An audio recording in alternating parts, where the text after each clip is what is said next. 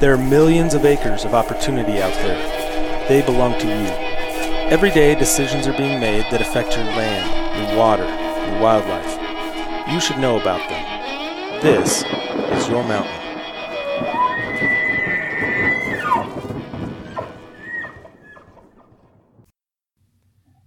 Welcome, everybody, to the Your Mountain podcast. I'm your host, David Wilms. With me, as always, my co-host from, I guess today, about, 500 miles away, 400 miles away, Mike McGrady. Hey, Dave. How are things in Lander, Wyoming? Lander's awesome right now. I can tell you that. As soon as we're done, I'm going fishing. I am jealous. I am extraordinarily jealous. So I hope nothing but the worst for you this evening. I hope your waders fill with water and you lose a bunch of flies. Nephi I'll manage Cole. that on my own. Still here, Dave. Still here. Yep. Yeah. So Nephi always says he's still here. It's surprising. We're all surprised. I'm surprised. Dave's surprised. Yeah. No, we're all surprised. One of these days. It's a treat for everybody. One of these days you're going to call and I'm not going to answer. One of these days I might not still be here. That's probably true, and then we'll all be happier for it. Thanks, Dave. You bet. Appreciate that. You know my efforts appreciated. I know. You know I love you. I just want to watch you set all this garbage up yourself. I don't know if I could do it. This thing would end. That's right. That's how come we're here, Mike. That's right. Dave has no technological capacity. Period. Can barely work my phone, but that's why I love you guys. So we are in Eagle, Idaho, right outside of Boise, for those that aren't familiar with Idaho. And we are sitting in actually absolutely beautiful conference room. I'm looking out over a nice lake with a fountain, and it's making me want to work here. So we are we are joined by Kelli Thornton from Kryptek. Thanks for being here. Thank you guys for having me. Thank you for coming. And Kelli, I had to write this down because your list of accomplishments is just it's nothing that anybody can memorize. So I have the 2015 Artemis Award for the Outstanding Woman Conservationist of the Year. Correct. The 2016 recipient of the Guide Outfitter of British Columbia's Outstanding Woman of the Year. Yes. You've been a past board member of the Rocky Mountain Goat Alliance. Correct. You're a lifetime member of Safari Club International, the Wild Sheep Foundation, the Professional Hunters Association of South Africa, and Wyoming and Montana's Wild Sheep Foundations. And am I missing? What am I missing? If there's something in conservation or in the sportsman's world, sportsman's community, you're in it.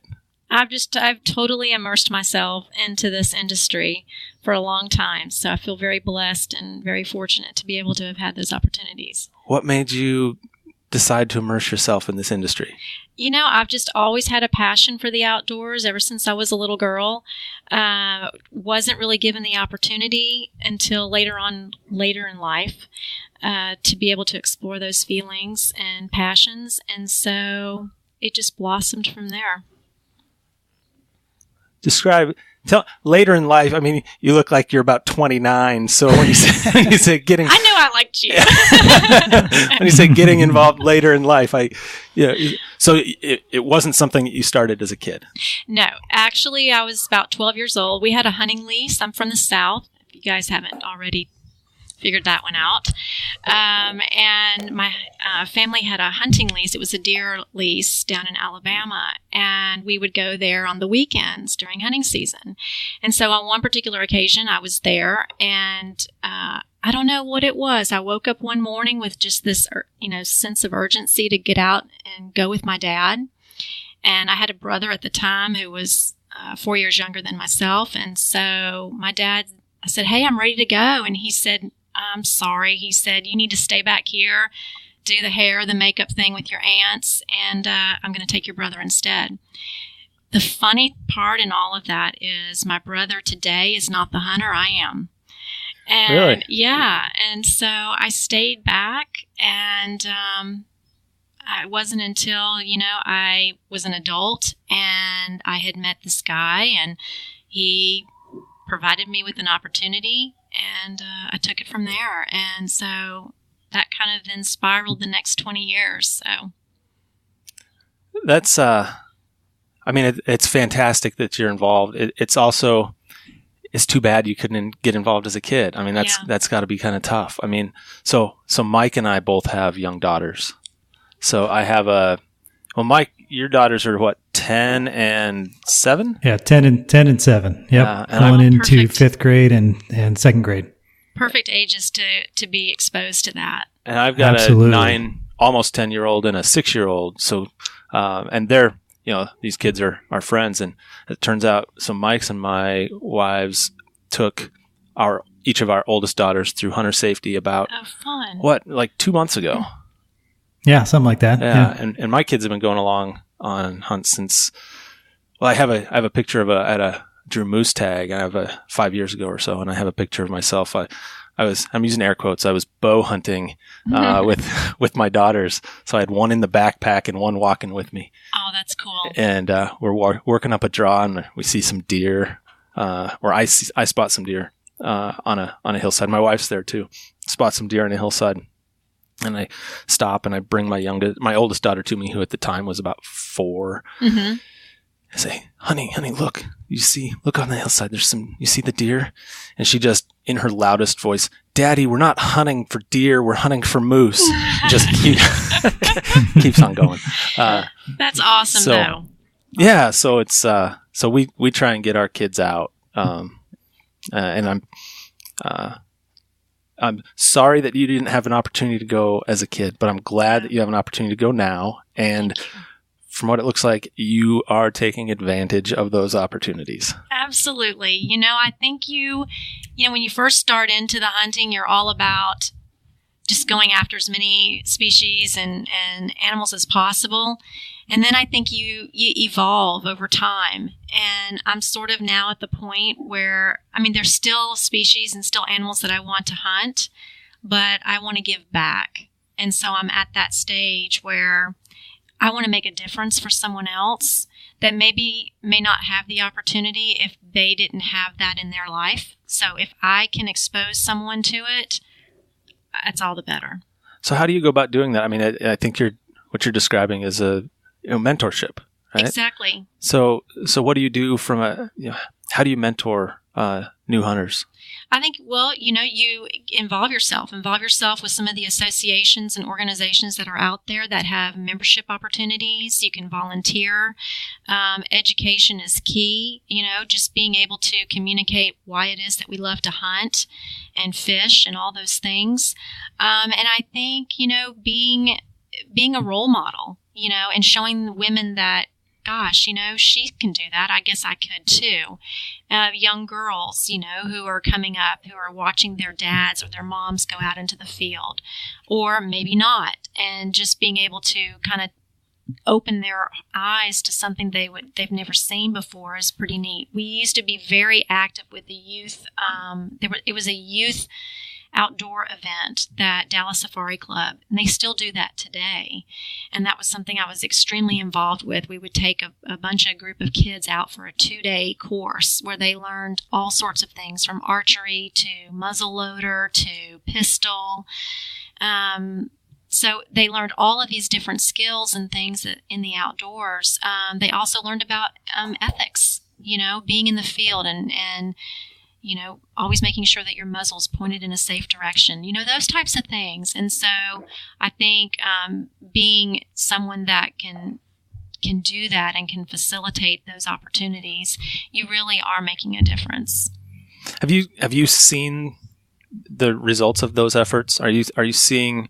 I think I'm assuming one of the reasons you want to do it is we need to recruit more people into hunting and angling. Absolutely. I can speak to, especially in Wyoming. When I moved to Wyoming 10 years ago, 11 years ago, I moved to Park County in Cody.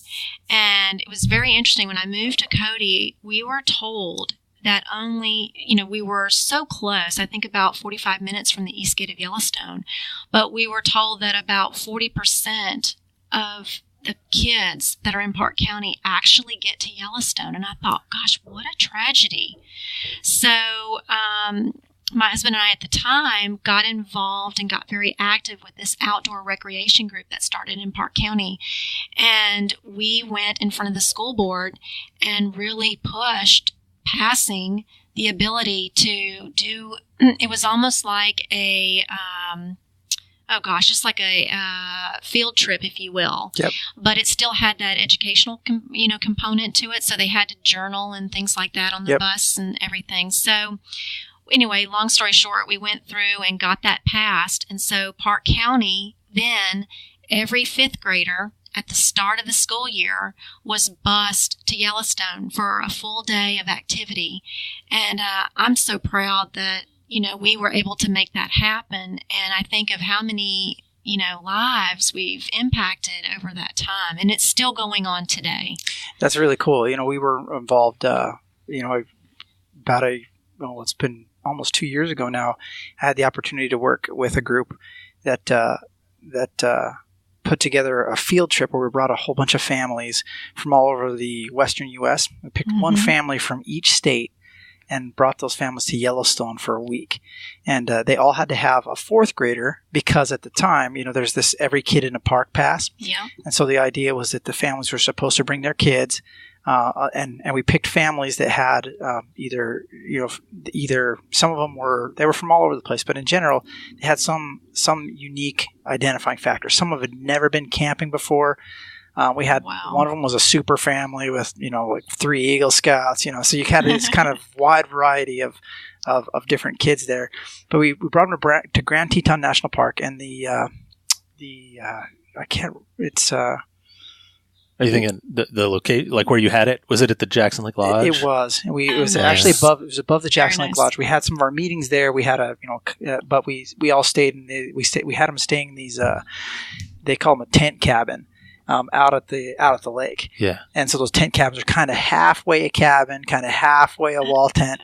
And so again, for these folks that had never done anything like that, Coleman was one of the sponsors and donated sleeping bags and lanterns, and they were just absolutely phenomenal. But these families all came together, and the most interesting thing that they said when they, after being there for a while, we had a special dinner. We brought Commander Rourke Denver came out and spoke to all the families.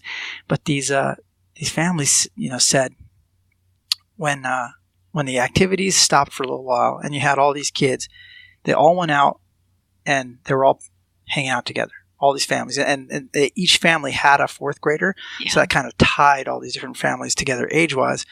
But it didn't matter where those kids were from. It didn't matter, whether they were from St. Louis or whether they were from some tiny town in Idaho. They were friends. After 4 days, they were all best friends, and it was super cool to see them enjoying the great outdoors. We called it the Great Outdoors Western Campout, and it was super cool to see that the outdoors unified them, and they all commented on it. The families were like, they're crying, they're hugging when they had to leave each other. It was just a really, really cool experience. That's something really unique and special about our industry. It has a way of doing that. You can bring people from completely different walks of life, and just the hunting experience or the camping experience brings them together. And to your very specific example of busing kids to, getting kids to Yellowstone, I can speak from personal experience about how impactful that is, because when I was in about, I can't remember if it was 4th, 5th, 6th grade, but in that range. And I lived down in southeastern Wyoming. We had a program just like that. And I don't think they do it anymore, but we had in that part of the state. We had a program just like that where I was bused to Yellowstone. I spent a week in the Hayden Valley, living in cabins. And we journaled. We learned about the park. And it was right after the fires, the fires in '88. Dave, I think it's really cool that you had that experience in southern Wyoming, similar to the one I was talking about in Park County. Yeah, I'm so glad you're doing something like that, or that you did something like that. And it's really neat to hear that that's still going on, because I think it's not just impactful for them at that time. I mean, I'm looking back almost 30 years, and I still remember the hikes we took, and my PE teacher giving me, he's the only one that brought a fishing pole, and he broke sticks off of trees and tied some of his line to it so we could just fish with sticks, and it was those kinds of experiences that you remember, that you absolutely remember. So thank you for doing that. Oh, work. Absolutely. I think it speaks volumes to where this industry has evolved over time. And I think people are really looking at things far differently than what they used to. So we just jumped right in, and I didn't get a chance to really talk about what it is you do. I mean, we know the things that the things that you do. We know the awards you're receiving, how active you are as a hunter and an angler in that community. But professionally, what is it you do? So I have known the two founders of Kryptek, Butch Whiting and Josh Cleghorn, since they started, actually. So long time. Amazing guys. And in fact, when I first met them, we talked about a woman's line. I was really pushing for that to happen because there was just a void in the market. Really, no one at the time was doing any of that. And, it was just something I couldn't really get immersed with at that time that we initially had those conversations. So then years later, a logo change and a life change. Here I am in Eagle, and I am super excited to be working with these guys, or I should say, working with them, working alongside them. Butch always corrects me on that. But working for a brand that I really feel very passionate about. The military, I'm extremely passionate. My family was retired Air Force, so that's very near and dear to my heart. And it's exciting. I am the Director of Public Relations and Brand Marketing for the organization, and I'm just really blessed to be able to promote what these guys are all about. So you've kind of followed this through. I mean, this speaks a lot about your passion for the outdoors, but also about bringing more women into the sport, because you've done this for multiple companies now. I mean, this is something you have followed through, as you said, through several brands. And so not only have you helped, solidify with one of your current competitors, kind of a female brand, but you've also, now you're carrying this forward with another company. Absolutely. The women are the fastest emerging market, and it's something that women are getting more and more involved with.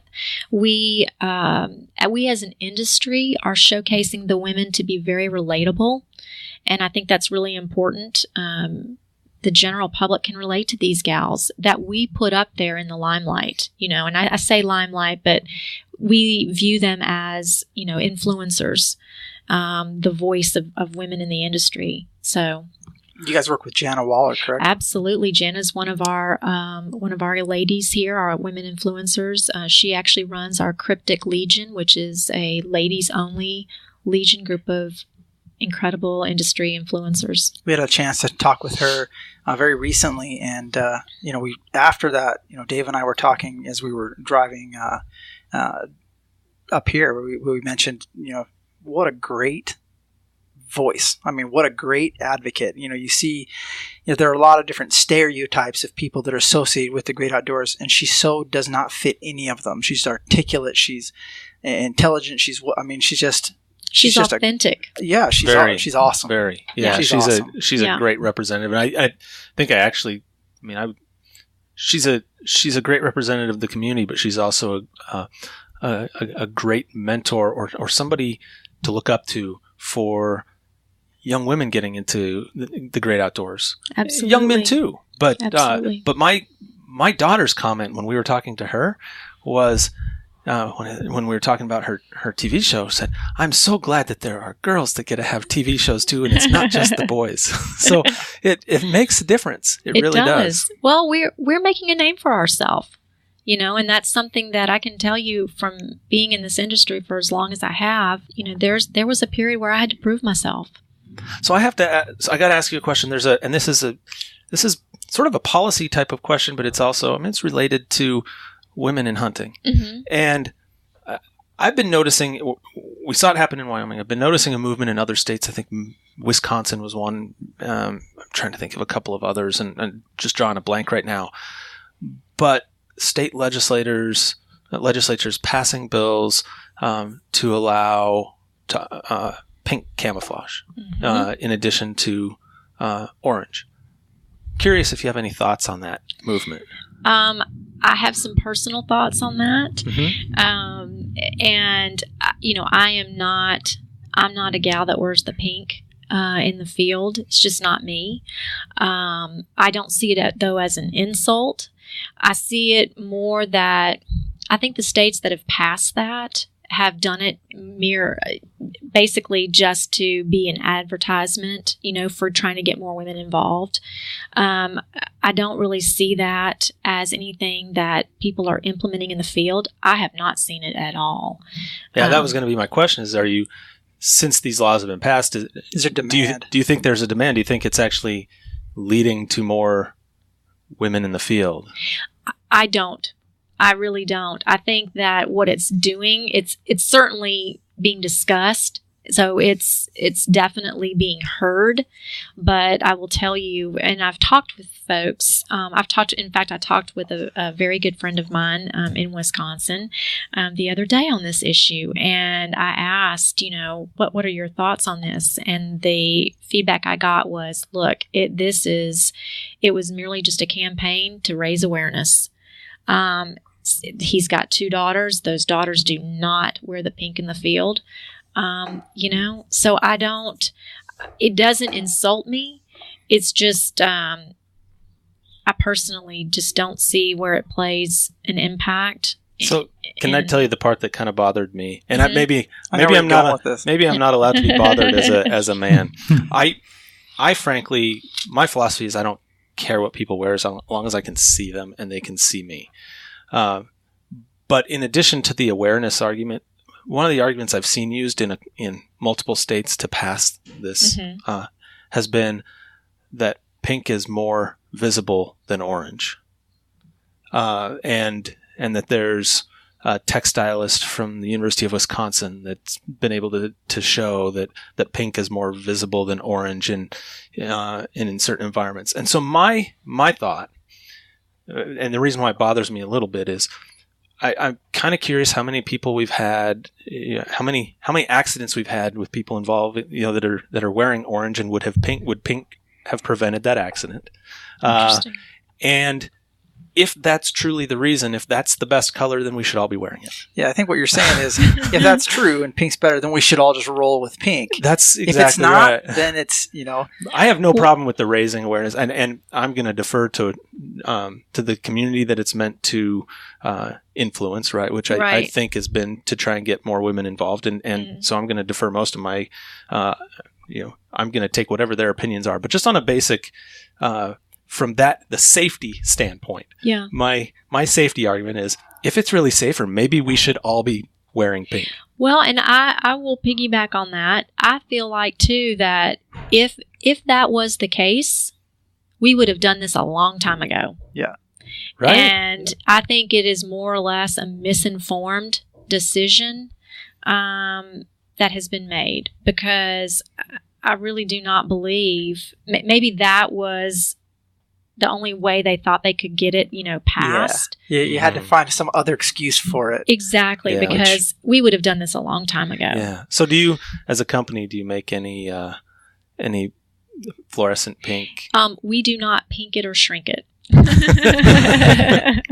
Well, Dave, you see, if it were up to David, we'd all be wearing like kind of old, weird yellow colors and things like that because, in fact, I will tell a story about Dave real quick. Dave, you were fluorescent orange hunting, correct? I do. Is it fair to call it fluorescent anymore? So I've described it as it's like a worn traffic cone. Yeah, worn there traffic. There you go. How it's traffic orange. Yeah, Dave, we have a back and forth about gear because this guy he has I think when he was born, underneath the Christmas tree, his dad left a orange vest. And Dave has taken it upon himself to wear that vest for the rest of his life till he passes away and give that vest to his children. So that's only a slight exaggeration. Only slight. You've written articles about that vest. Oh, yeah. Oh, wow. He's very proud that his vest He knows that predates. vest. I did. I wrote an article for Bugle magazine about that vest, and it was so that my dad gave me a vest, and he probably bought it at Walmart. I don't even know. I couldn't even tell you the brand. When I was 14, Walmart didn't exist when you... maybe it may have been. Yeah, it may have been something else. But anyway, he bought me this vest when I was old enough to start big game hunting, and he bought himself one too. Mm-hmm. And so we had matching orange vests, and at the time I swam in it because I was just this tiny, skinny little kid, and now I can't zip it, partially because the zipper's broken. But I still wear that every year. Look, it was something from your dad. That's exactly right. Does your dad still wear his? Probably not. Oh, yeah, just checking. Actually, he might actually still wear it. But I have a lot of pictures of he and I on hunts where we're both wearing that vest with an animal, and so I just think it's kind of cool. I've had that vest now for almost 20. So well, for all the game wardens enough. listening that require people to wear fluorescent orange, I want you to check Dave's vest. It still qualifies. It's still plenty bright. Oh yeah, sure it does. And I can wear other gear underneath it. That's everybody has those tokens, right? Oh, you do. I was just thinking, my stepmother, she knitted a scarf for me, and I will tell you, my very first mule deer was taken in Wyoming. It was a 205 mule deer. Wow. It was about 40 minutes outside of Cody, and last day of the season on a over-the-counter tag, do-it-yourself kind of deal. But I wore that. I wore that on that hunt, and I've worn it since then on all those hunts. I for knew that I liked reason. you for a reason. See, we all have has mementos. totems. We You all have have those things that you carry. I've got, Yeah. absolutely. I mean, Tell us yours. Yeah. I don't know that mine is hunting, but there's this. I really enjoy shooting sports, and there's this event that I like to do. It's called the Sniper Adventure Challenge, and I think it's absolutely one of the coolest events that you can do. And it's a multi-day, 50-mile orienteering / team shooting competition, and a good buddy of mine who Sounds you guys amazing. know very well went with me on this. But anyway, I've got this cowboy hat that I wore on the first time I competed in the event, just like a cowboy hat, and everybody joked with me like crazy when I showed up with this hat. But it was awesome because it's very practical, it keeps the sun off, and so and about very few people about less than 20% of people who compete in this event finish it. Well, everybody joked with me going across the finish line. It's the only cowboy hat to ever finish the Sniper Adventure Challenge. So now that thing goes to every shooting competition. That hat. And it has a Velcro patch on it that you get when you finish this event. It says "finisher" on it on the back of that hat. So the only cowboy hat to ever finish the Sniper Adventure Challenge accompanies me many places. What place did you finish in this, Mike? Fifth place. Fifth place. Yeah. So fifth place is only the fourth loser. Thank you, Dave. Yep. That's I appreciate that. As somebody that could never accomplish finishing the Sniper Adventure Challenge, I'm totally entitled to make fun of you. Yes, you can and do. Yeah. That's funny. Mike, do you have one? No, I just wear whatever I got. You just go with whatever you've got? Yeah. You got to have something. No, I don't. We'll get you. Dave and I are going to start one. Dave and I are going to find you one at the airport on our way home. There we go. Yeah. Make it worth it for me. Yeah. No, we need to get you one. I think we can find something around here in this office that we might be able to send back. All right, I'll wear that. That'll be my token. Certainly be pleased. Yeah. So Kelli, ahead, I was Mike. wondering, I mean, you talked about having to prove yourself at the beginning, as getting those barriers to entry and really having to go above and beyond and proving yourself. I mean, can you touch on that a little bit more? And do you think that if a woman was to enter the sport and was to adopt that blaze pink sort of, is that going to be an impediment or a problem for assimilating into the hunting culture today? I will tell you personally, I feel like it might definitely people might not take her very seriously. She may have to work a little harder to get beyond that. Just because that's just not something that I think industry wide, I mean, we all may say we don't have a problem with it or whatever, but I think as a woman, most of the organizations, you don't necessarily see a ladies membership. Mm-hmm. Some have it, very few. I personally don't want to be put into a separate bucket from everyone else, from all the other hunters. I'm a hunter just like you guys are. I don't want. No, you're better than we are. I don't know that now. We've seen the stats. They're pretty. Yeah. But I would say that, you know, I want to be considered like you all. And so I think it has a negative connotation to it. You do have to prove yourself. It's gotten a lot better than what it was. But look, this was traditionally a man's world. And it wasn't until the last probably 10 years that really women got more and more involved. And now, probably within the last 5 years, it's significant. I mean, it truly is significant. So what, Dave talked about our daughters getting into hunting, or at least we're hoping they will. I mean, what advice do you have for the young lady that's looking to get in to help them sort of break through those barriers? You know, there are some great organizations that are doing some amazing things. There's Becoming an Outdoors Woman program that most of the states have. By the way, Mike and my wives applied for that in Wyoming this year and did not get accepted into the program. Are you serious? There's too many people. There's so much demand for it. There's so much demand for it. It is. They put in with maybe 4 or 5 of their friends. It was a group application, and they did not. Oh my! They were not accepted. So, I mean, that's both. There's good and bad. It's a double-edged sword. It's such a popular program with women that it's actually becoming difficult to get into it. That's interesting. Well, see, there's an opportunity. Yeah. Right there, you know, for someone else to create some sort of similar program. There's a program that Brittany Boddington, the daughter of Craig Boddington, she's a good friend of mine, and she goes down to Texas at the 777 Ranch, and a couple of times a year, she puts on this outdoor skills camp, and it is absolutely fabulous. Kryptek has been a sponsor. Leupold has been a sponsor. Several other brands have too. It's fabulous. And they basically go through a period of about 3 or 4 days of just education, training.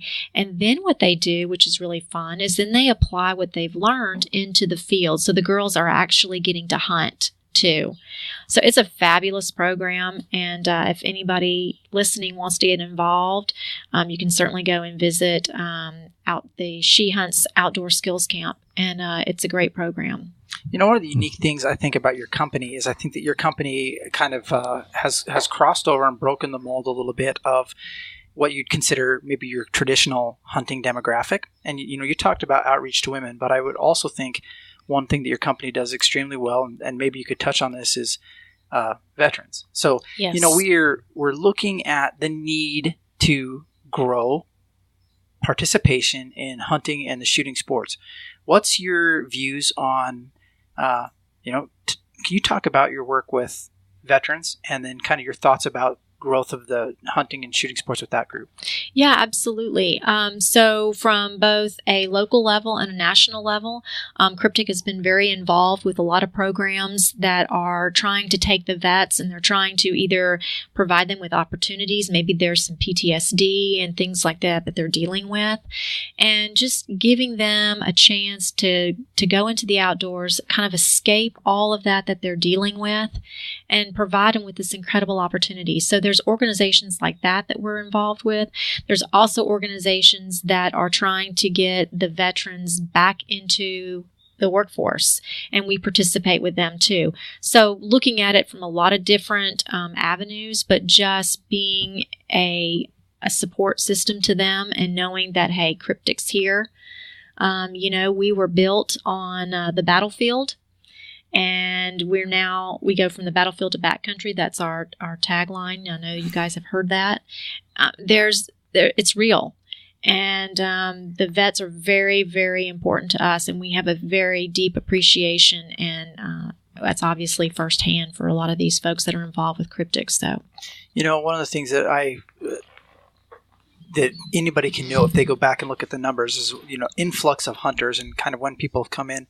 When you have overseas conflicts and you have these groups who are going out and, basically spending all this time out in the great outdoors, in these familial, relationships, whatever you want to call them, with their, these group relationships, these group dynamics, they come back and they have a unique skill set in that, they know how to hike, and they're not scared of work, and they know how to get by in the great outdoors.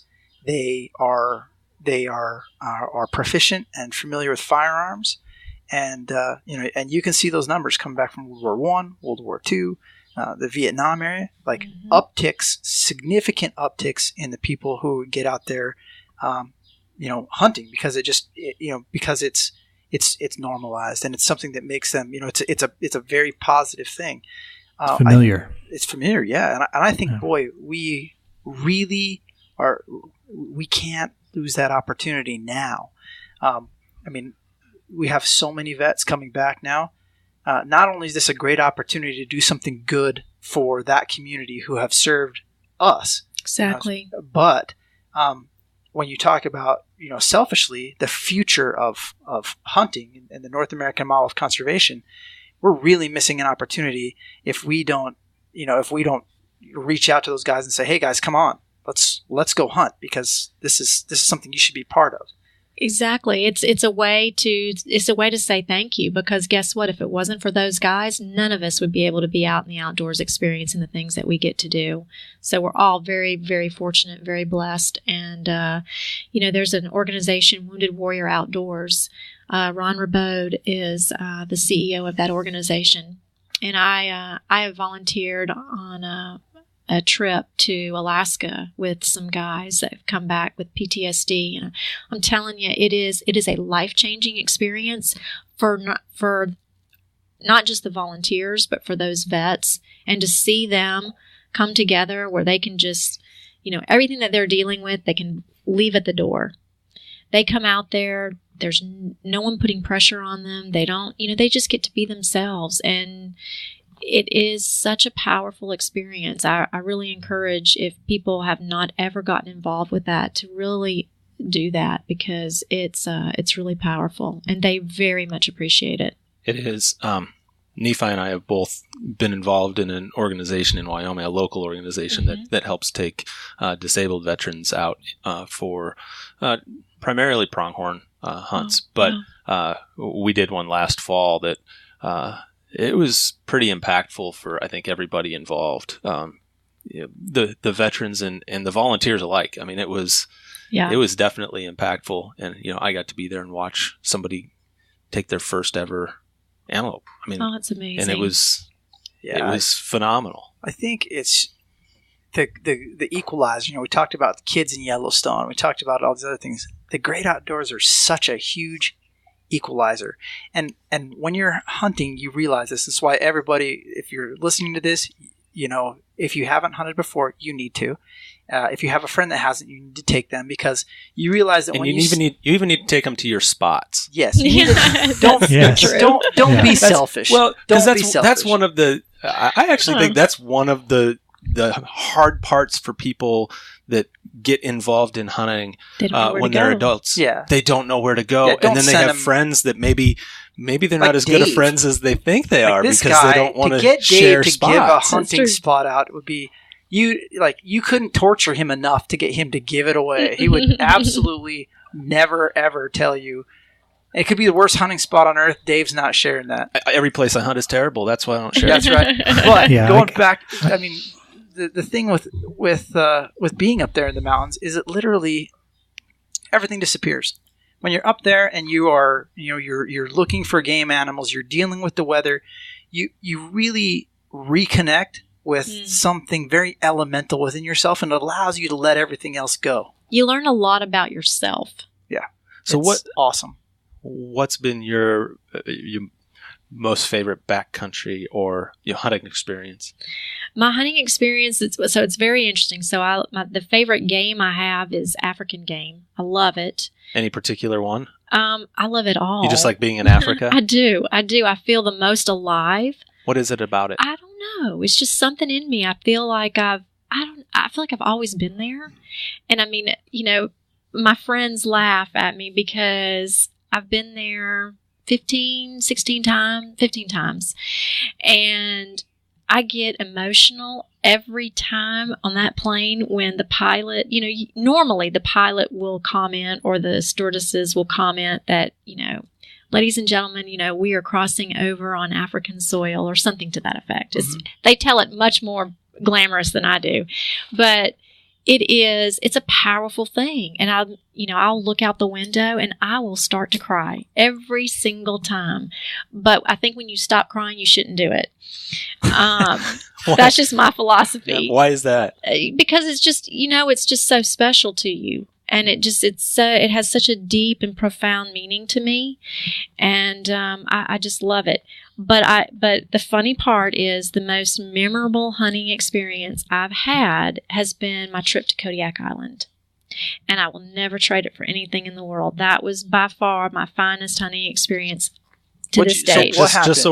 Just so we're clear, I'm sure most people know, but Kodiak Island is in Alaska. Correct. Yeah. Correct. It's in Alaska. And I drew this tag for mountain goat, which was a very coveted tag. And this was my second year putting in. So I felt pretty lucky about that. You drew a mountain goat tag on your second year? Yeah, I was pretty excited. In fact, I was very excited. You should be. Huh. Yeah, well, congratulations. Thank you. Belated. Thank you. It was awesome. And that trip, well, first of all, Kodiak Island, if anyone has not been there, it is a very surreal place. It's just majestic is the only way I know how to describe the mountains. They're just beautiful. It's very lush, very green, just stunning. And this mountain goat I had really trained for. I had worked very hard, and the year prior, I'd hunted stone sheep in British Columbia. So I was training literally 1,000 feet every day. I'm climbing, just trying to get myself acclimated to what I was going to be dealing with. And Kodiak is it's difficult. My guide told me that grown men have cried on this hunt. There's a lot of elevation gains and losses, so you've got to be able to deal with that, both physically and mentally, probably more so mentally than anything. And, I had a pack. I'm not very big, but I had a pack that was probably going into that about 40 pounds, I guess, maybe. So for my body weight, that's a lot. Yeah. And, we hiked 7 miles in. And I learned a lot about me, and I learned a lot about the fact that if I just kept my mind, clear, I could do it, and I just needed to focus, and I did. I was able to get extremely close, which is what I wanted to do. That's very important to me. Sure, I can take those shots at 500-600 yards easily, but to me, I wanted to be up close. I wanted to live amongst the sheep, the goat, whatever the case is that I'm hunting. And so anyway, I was able to get within 40 yards from that mountain goat. And you learn to trust your guide, but you learn to trust yourself more importantly. And I took the shot. It was a successful shot. My goat ended up, I didn't know at the time, but my goat ended up being a Boone and Crockett goat. And it's now going to be at the awards, the next triennial awards, which I'm super excited about. I'm more excited for the goat and for my guide because I'm not a gal that's, so focused on all the awards and stuff. But I really appreciate that. That was a gift. Totally. But I think that trip, I learned a lot about who I was, and that was the most important thing I could have ever walked away with from. I think that is an awesome story, and I think it's what's really cool. everybody can have that story, and I think too many of us don't take that opportunity. Well, not everybody can have that Not story, that story. because But a Kelly just story- drew it on the second try. But By the way, and I have to digress for a second, and then you can have your moment. I have a theory, a conspiracy theory. Mm-hmm. You want to talk about getting more women involved in hunting? I think, and I don't know if this is true or not. This is my conspiracy tin hat theory. right? Okay. please take this with a grain of salt, everyone. If you want to, if you want to draw a difficult to draw a tag, Mm-hmm. there are two things you need to do. Okay. One, be a woman applying for it, or two, be on the party application with the woman as the lead on the party application. Because I secretly think that the departments out there This from are trying to get more women involved. This from the guy who drew a moose tag with like a less Seriously? than a 0.02% chance of ever getting it on his first try. wasn't my first try. What's it was my, your excuse, It was my Dave? 6th try. Well, now I've been But- putting in for bighorn sheep in Wyoming, and I don't know what's happening here, but I'm not being very successful. All right, so you're putting You can't trust Dave's theories. He's been watching the Zapruder film a lot. I really want this theory to pan out because my daughters are going to be of hunting age soon, and I want to put them as the lead on my party application. There you go. Well, you need to start. They need to start getting points. They can't. They're not quite old enough yet. Okay. Because What is the age? so in Wyoming for big game it's 12, Okay. and I think here is it 10 in Idaho. I think it. I think it's younger. 10, I think it's yeah. 10. It in is Idaho. younger. Zach Yeah. said it's 10. And Yeah. when I was a kid, it was 14 in Wyoming, and that's an interesting discussion too because we're lowering these age limits to get kids out there. But I can tell you, when I was 14, I mean, I told you at the beginning, I was this small, scrawny kid. I mean, I was 4'11" and like a $1.05, maybe less than that. I couldn't handle a big rifle at 14.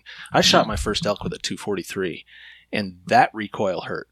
And That's so, impressive. yeah, and so, I shot it a lot of times. He's a little guy too. So- but I total digress. But that'd be an interesting discussion to have at some point. Is Yeah. What's too young for kids to be? I mean, we want to get kids out into the field, but what's too young to have them, hunting big game? I mean, they clearly aren't going to be packing it out, or maybe they're not going to be packing much out. Right. And Right. can they handle? I mean, maybe it's when you're big enough It's to up handle to the firearm. parent. I mean, the Yeah, it's parent's up to the one parent that in knows a lot the of kid the instances. best, and they're going to be doing a lot of the work anyways. A lot Yeah. of the work, maybe most of it. Yeah. Yeah. So anyway, that was my tin hat theory. Nephi, you want to go back Thanks, to Dave. your deep discussion now that I've No, we don't want really- to uplift anyone after we No, you digress down the you need to the bring it back strange up to canals of your brain. you need to bring it back to something respectable here. Well, hey, it's just do something hard. And, Yeah. and that's what I want to say. When people, I did a Ragnar a couple of weeks ago, and honestly, just do something that is perceived that's hard. Because when you do that, when you commit yourself to doing that, you learn about yourself. And there are all the different levels of that. You can find something else hard to do next year that's as hard or harder than what you did before. But when you do hard things, you find out that you introduce yourself to capabilities you didn't know you have, and it's good for people, man. It's good for the soul. It's good for people. Absolutely. I had a question for you. Because you talked a little bit about hunting in Africa. Mm-hmm. How would you contrast? So you've hunted in Africa, you've hunted in the U.S. How would you contrast the two? So if you were going to tell somebody, hey, this is the big difference between, hunting in Africa and hunting in the U.S., and do you perceive, with the different models of wildlife management that exist, can you tell the difference, and what are your thoughts? Yeah, very interesting. So most North American hunts, you're hunting for a particular species. And in Africa, it's so diverse. There's like 27 plus, different species that you can possibly hunt. So that's one thing that's really unique and different. And that's both on plains game and also dangerous game. Hunts in North America are often done horseback or backpack, stands, vehicle, that kind of thing. And then in Africa, they utilize a safari vehicle. They call a bucky. That's one way. And once you get to a location, then your stalk will begin. But anyway, that's for the most part. And then you've got the game animals here in North America. For the most part, they're a public resource that's managed by states or provinces or whatever. Well, in Africa, I mean, all of that's privately owned. Mm-hmm. So that is something that's quite different. And then in North America, well, let me backtrack. So then in South Africa, they have experienced a similar rebound in wildlife, that North America has back as early as the 1900s to what they have records today. But North America is definitely on the public trust doctrine for the North American wildlife conservation model, and then South Africa is still on a privatized model. So you've got other areas like Zimbabwe, Zambia, Mozambique, Tanzania, and those are all managed on privately leased, government-owned concessions. Have you hunted in multiple countries there? I have. Can you tell the difference country to country? Is there a different feel as you go between country to country? Yeah, when I hunted in Zimbabwe, Mugabe was in. It was very, very different. Very different. They still have land claims, and those land claims are quite serious. Those people are not even given a notice, and Mugabe's folks would come in and they could basically tell you have to leave, pick up and leave. I had neighbors that were at one point that were told to leave. Yeah. It was a serious thing. Happy to see that he is now out of power, but that country still has a long ways to go, I will tell you. South Africa is quite different, but... so if you're going to recommend a country that, I would say they're all wonderful. Mm-hmm. They're all wonderful in their own right with what they have to offer. They all offer something very different, very unique. Namibia is she's almost the best kept secret over there. She's beautiful. She's got just extremely diverse topography. She's got an abundance of wildlife that can be hunted.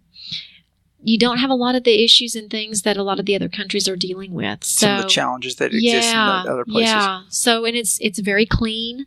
You're very safe. And I think that's what's so sad is some people have this idea that, Africa's not safe. And I think that is too bad. There's certain parts of it. Look, but there's certain parts of it here in the U.S. I mean, no matter where you go, you're going to deal with some of these issues. I think you just need to be open. Be open and experience it. Africa is something that I guarantee you, every single person that goes to that to that continent, they don't leave without rebooking. Mm-hmm. They really don't. They're ready to go back, and they don't want to leave. So here's the other thing I'm curious about Africa as well. How do you deal with? Let's just be honest. The press, when talking about hunting in Africa, doesn't put it in the most favorable light. They never do. Never do, right? Mm-mm. How do you respond to that type of controversy? Controversy, criticism. I mean, it's a lack of understanding. Mm-hmm. It's just. How do you address those that would question why somebody would go hunt in Africa? And I think, and I'm not. This isn't my answer, but I think most people's exposure to African game, African wildlife, is when they went with their family to the zoo, and they see these animals in the zoo, and then they see stories on mainstream media about ivory trade and poaching, and they see all these negative connotations of taking wildlife, and they don't hear any of the positive stories or the impacts that hunters have when they travel to Africa to hunt. And so I'm curious how you respond to that type of criticism from folks. It's very interesting, and sadly, we as an industry have done a very bad job. We've all talked about it for years. All of us. I mean, no matter whether you're SCI, no matter whether you're Dallas, no matter whether you're a clothing brand, we've all done a very poor job. I think we also have a responsibility. If we're going to call ourselves a hunter, we have a responsibility to communicate what that means, what that is, and why we do what we do. We also need to be very mindful of what it is that we're putting out there on social media. If you're going to put yourself out there laying or straddling an animal, that's not going to send the message that we want to send. What that does is that just gives fuel to the fire, and that allows for the media to do all of their misreporting. It allows for all of the PETA people to come up and start their protest. I mean, it just sends us and our industry down in the spiraling black hole. And so we need to do, and I'm extremely passionate on this, but we need to do a far better job communicating that message. We need to talk about how no animal is wasted. In Africa, when you shoot that animal feeds a village. That's significant. Why are we not telling that story? Why are we so focused on putting these, what I call trophy shots out there that are not the best, in the best light? It's one thing to stand next to your animal, but be mindful. Straddling an animal is not the way to show yourself. You can do that what's privately. What's the alternative photo look like then? An alternative photo would be, okay, why not showing photos of everyone sitting around the campfire enjoying the harvest? That's powerful. Or, showing kids and families in these villages that are so, desperate for food and showing them sitting around a table eating and enjoying the benefits that this hunter is just, provided. Those are the things that we need to start showing. So I've heard responses to, I mean, obviously, I agree with you.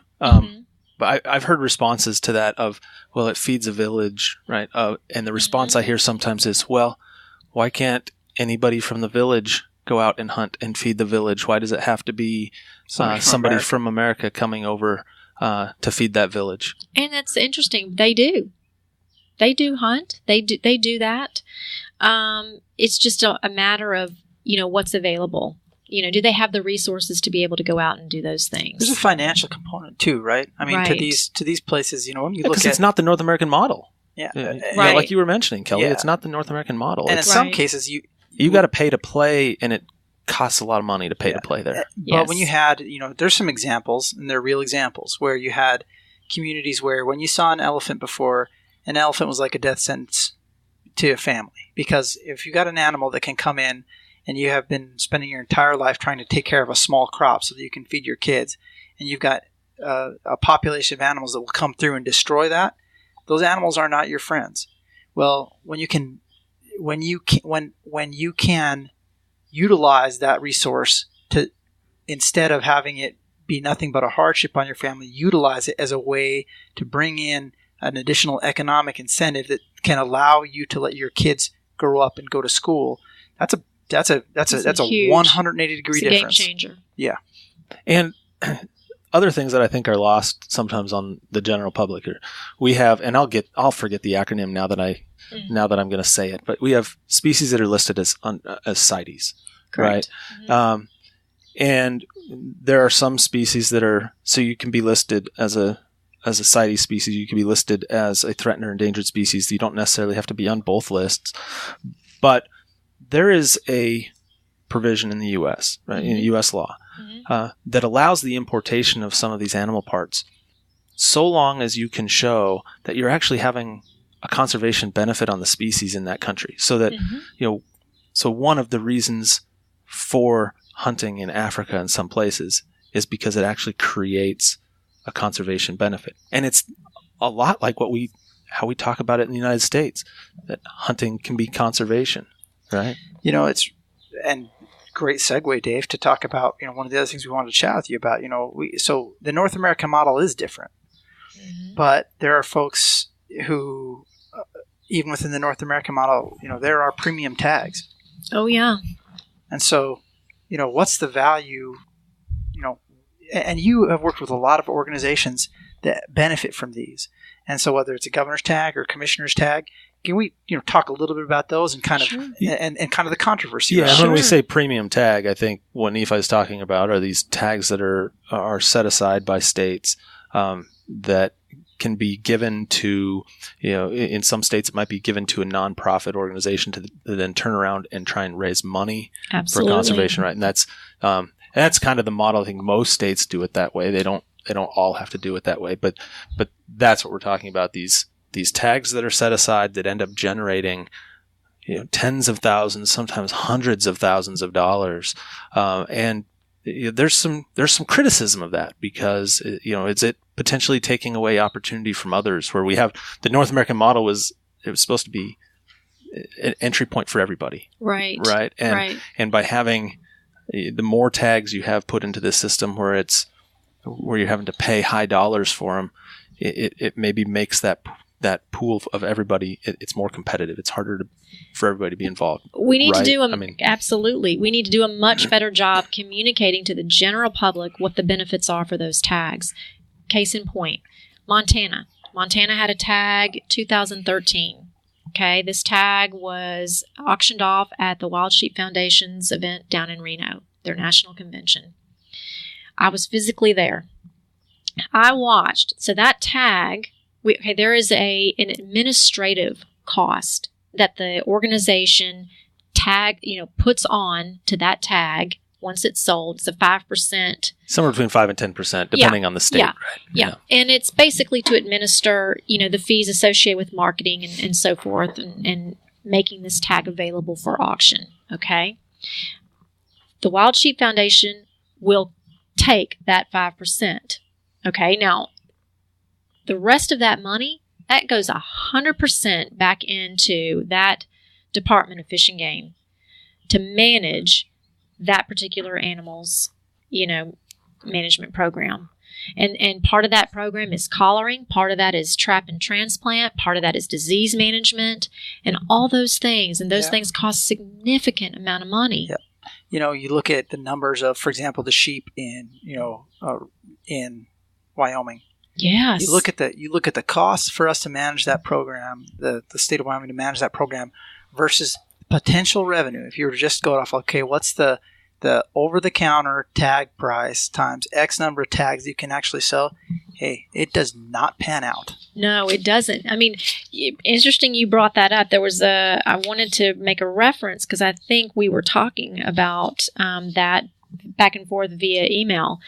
And from what I understand, now correct me if I'm wrong, so 20 elk tags over the counter in Wyoming would cost $1,000, correct? Yeah, you're close to what's the math is close, yeah. For resident tags. For residents, tags. Correct, for residents tags. Close, yeah.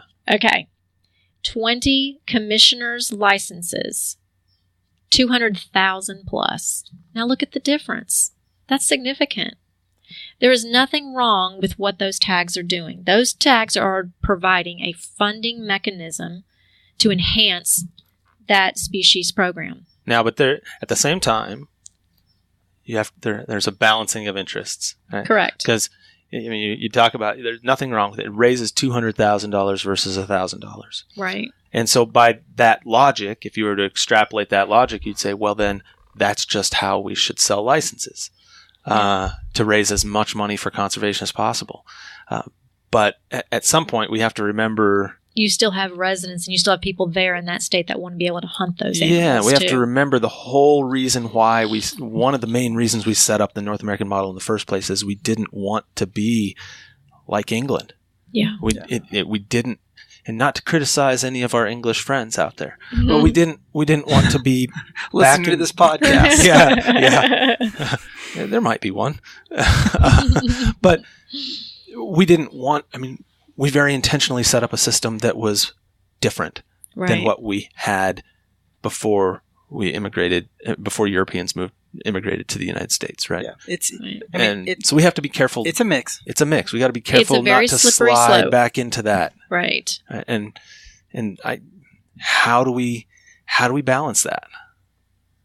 That's probably $1 million question. This is one of the great things. So here's the answer to the $1 million question. This is why this is such a good model in the United States of America, and we should keep it.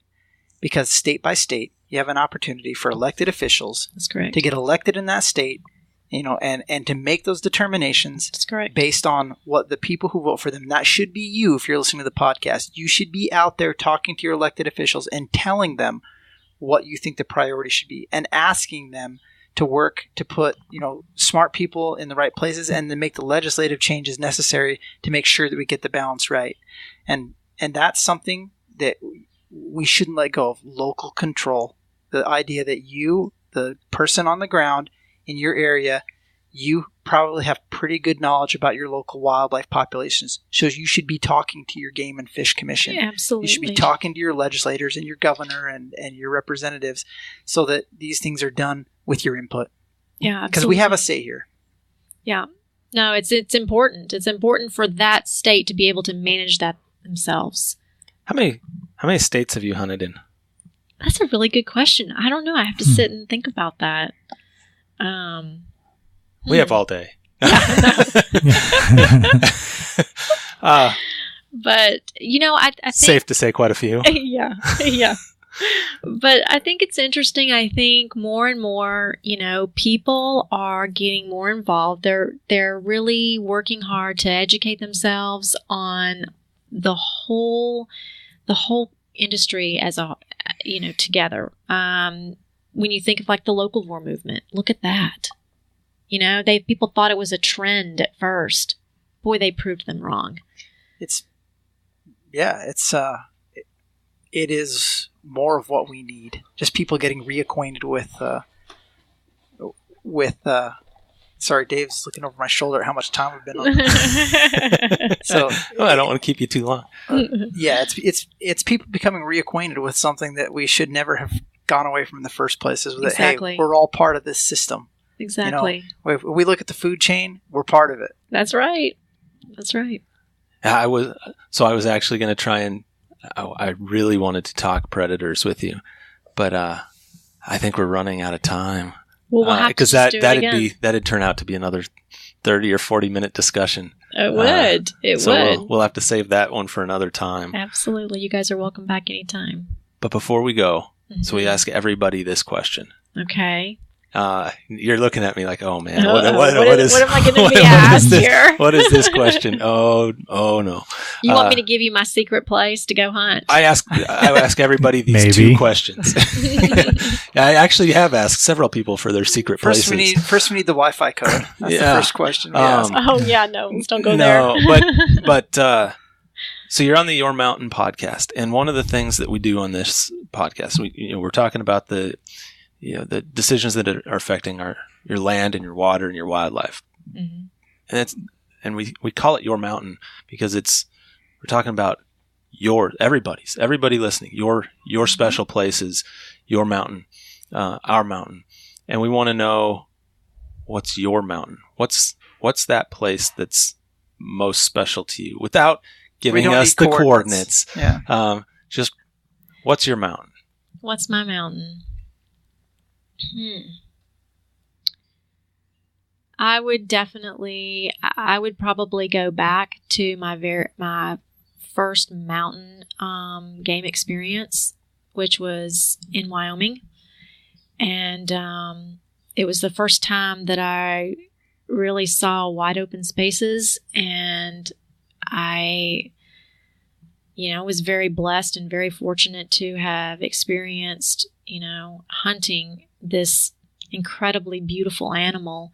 And I don't know, it gave me a sense of inner peace that I know that I made a difference. I made a difference in myself. I made a difference in my family because I provided this now resource for food. And it was kind of the full picture.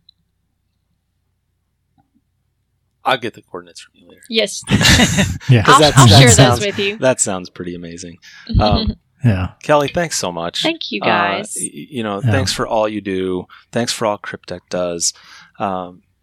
Thanks for all you're doing for women and being a motivator, the providing mentorship for new hunters, for young hunters. Really appreciate everything you're doing and look forward to continuing to follow your career and Well, everything that you do. I appreciate you guys. I just want to make a difference and want to make sure that the future has the same opportunities that we have. Amen to that. Good goal. Yeah. Thank you, guys. Thanks. Thank you, Kelly. Thank you. Mike here from the Your Mountain Podcast. We need a favor. Go on our website, itsyourmountain.com, and find the links to Facebook, Twitter, and Instagram so that you can like and follow us, and also so that you can share us with your friends. Wherever you got this podcast from, go ahead and click subscribe, rate us, and leave a comment. These simple things will really help us get the word out. That's itsyourmountain.com. Thanks for the help.